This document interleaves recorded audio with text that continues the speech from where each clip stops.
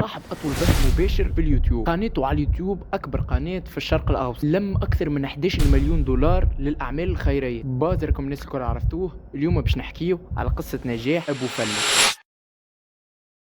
السلامة ومرحبا بكم يا جماعة الخير، رجعنا لكم في مقطع جديد. كما شفتوا في المقدمة اليوم باش نحكيو على السر اللي خلى أبو فلة نجح في اليوتيوب وعلى بدايات هذاك. علاش كان عجبك الفيديو ما تنساش باش تخلينا كلايك، وكان عجبك المحتوى اللي نزلوا فيه في قناتنا ما تنساش باش تخلينا كسبسكرايب، وهبطوا اللوطة خلونا كومنتير على شخص واحد اخر تحبونا نعملوا عليه مقطع. من غير ما نزيد نطول عليكم يلا نبداو في المقطع على طول. حسن سليمان ولا كان معروف عند الناس الكل أبو فلة، ولد عام 1998 في الكويت. بداية أبو فلة على اليوتيوب وقت اللي تخرج من الثانويه بعلامه باهيه، اما لسوء الحظ ابو فلة ما لقاش الجامعه اللي تقبله. يا اخي رصت له العام هذاك قعدوا في الدار، وغادي جاته فكره انه يحل قناه على اليوتيوب خاطر كان عنده برشا وقت فراغ. وبدا ابو فلة على اليوتيوب عام 2016 باسم جيمر فلة، واول مقطع يهبطوا ابو فلة على اليوتيوب كان على لعبه فيفا 17. بطبيعه ابو فلة في اول 5 فيديوهات ليه ما كانش يظهر وجهه جمله، كانت فيديوهاته عباره على صوت برك. اما بعد ال5 فيديوهات هذوكم كما قلت لكم لاول مره ابو فلة يظهر وجهه على اليوتيوب. بدا ابو فلة يخدم على روحه في اليوتيوب ويهبط في فيديوهات باستمرار. الفيديوهات هذوما كانوا العاب كيما بابجي، فورتنايت، جول اوف دوتي وبرشا العاب اخرين. واللي يميز ابو فلة في فيديوهاته اسلوبه العفوي، وكان ديما على طبيعته.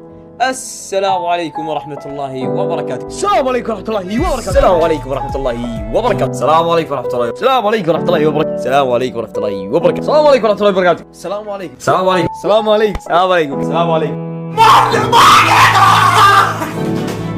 في بدايات ابو فلة وهو مازال في نص مليون مشترك، كان بوه مقاطع فكره اليوتيوب جمله واحده، وكان في باله انه اليوتيوب عباره على بلاصه نتاع شواطن وحاجات حرام، وكان ابو فلة على وشك انه يسيب اليوتيوب جمله واحده على خاطر بوه. اما لحسن الحظ دخلت امه وقدرت انها تقنع بوه باش يكمل ابو فلة في اليوتيوب. تصوروا يعني كلمه دخلتش امه رانا ما شفناش ابو فلة لوين وصل تو. ومن الحكايات اللي خلت ابو فلة ينجح وتحبوا الناس ويتعرف في العالم العربي انه كان يعمل حملات خيريه وبثوث مباشره على اليوتيوب يلمت فيها فلوس ويتبرع بهم للناس. عاد ابو فلة ينزل في المقاطع وبدات القناه تكبر بشويه بشويه، المليون الاول، الثاني، الثالث، لنوصل ل5 مليون مشترك في 2020. ويا ربي راني مانيش نحسب.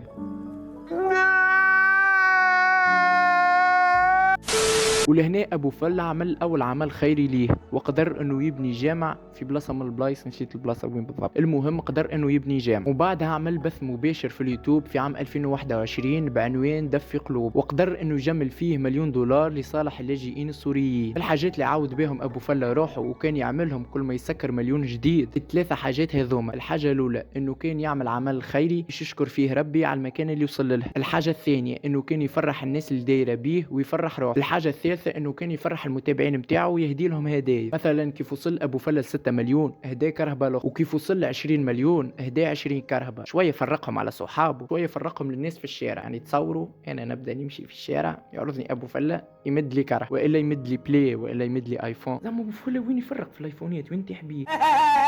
اضحك محمد، اضحك اضحك اضحك عبد الله، اضحك اضحك اضحك يلعن، اضحك اضحك.